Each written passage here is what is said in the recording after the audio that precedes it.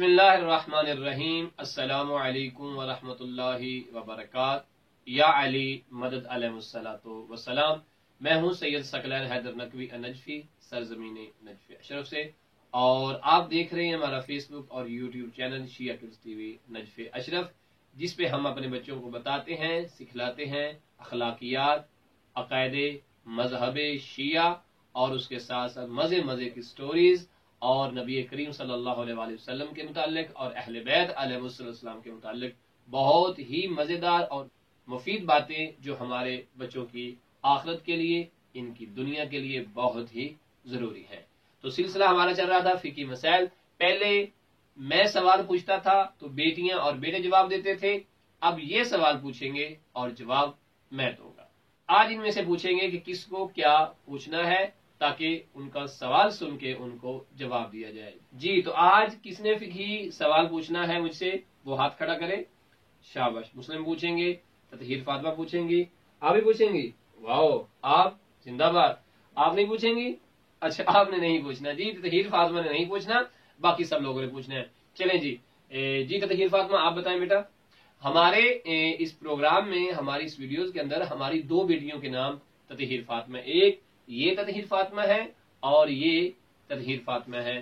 تطہیر فاطمہ اور نازیہ زہرا میری بیٹی ہیں، اور حرمین زہرا اور تطہیر فاطمہ یہ ہمارے دوست مولانا امتیاز جعفری صاحب کی بھی بیٹیاں ہیں۔ اور محمد مسلم کو تو سب جانتے ہیں کہ یہ بابا کا بہت ہی پیارا سا بیٹا ہے، جو انشاءاللہ بہت بڑا مجتہد بنے گا انشاءاللہ۔ جی، کیا سوال ہے آپ کا؟ میرا سوال ہے کہ ہم لوگ جب بالغ ہو جاتے ہیں، ہم لوگ پھپھی جان، خالہ جان، ماموں جان کی بیٹے سے کیوں ہاتھ نہیں ملاتے؟ ہاں، اچھا سوال ہے۔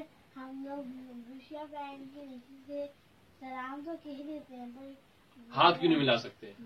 ہاں، اچھا سوال ہے۔ اگرچہ اس کا جواب ہم پہلے بھی دے چکے ہیں، لیکن پھر بتاتے ہیں۔ وہ ہمارے غیر محرم ہوتے ہیں، اور غیر محرم سے اس طرح سے ہاتھ ملانے کو کس نے منع کیا ہے؟ اللہ نے۔ اس کے بعد کس نے منع کیا ہے؟ ہمارے رسول نے۔ اس کے بعد کس نے منع کیا ہے؟ مولا علی نے۔ اس کے بعد کس نے منع کیا ہے؟ بی بی فاطمہ نے۔ ہمارے اتنے اماموں نے، بیویوں نے، اور سب سے پیارے دوست ہمارے پروردگار نے منع کیا ہے کہ آپ نے غیر محرموں سے سلام نہیں لینا، کیونکہ یہ اللہ کو پسند نہیں ہے، مولا کو پسند نہیں ہے۔ تو ہمیں کون سا کام کرنا ہے؟ جو اللہ کو پسند ہوگا، جو مولا کو پسند ہوگا۔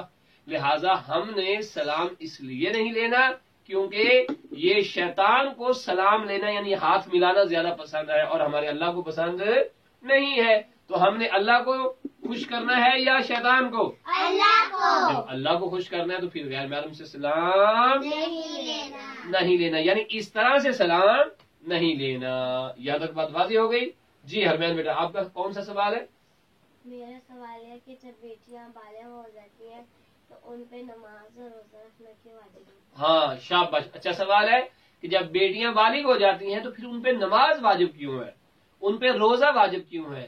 اس لیے نماز روزہ واجب ہو جاتا ہے کہ جب بیٹیاں بالغ ہوتی ہیں تو اللہ کی یہ کنیزیں بن جاتی ہیں، کیونکہ اللہ بہت ہی پاک و پاکیزہ ہے، ٹھیک ہے؟ یعنی طہارتیں، جو پاکیزگیاں ہیں وہ ساری جمع ہو جائیں پھر بھی پروردگار کی پاکیزگی کے مقابلے میں کچھ بھی نہیں ہے۔ اور ہمارے پروردگار کو یہ پسند ہے کہ جب بندہ نماز پڑھتا ہے تو وہ شیطانیت سے پاک ہو جاتا ہے، شیطانیت سے پاک ہو جاتا ہے۔ جب روزہ رکھتا ہے تو شیطانیت سے پاک ہو جاتا ہے۔ اس لیے اللہ نے قرآن مجید میں ارشاد فرمایا ہے کہ میں اللہ پاکیزہ لوگوں سے محبت کرتا ہوں۔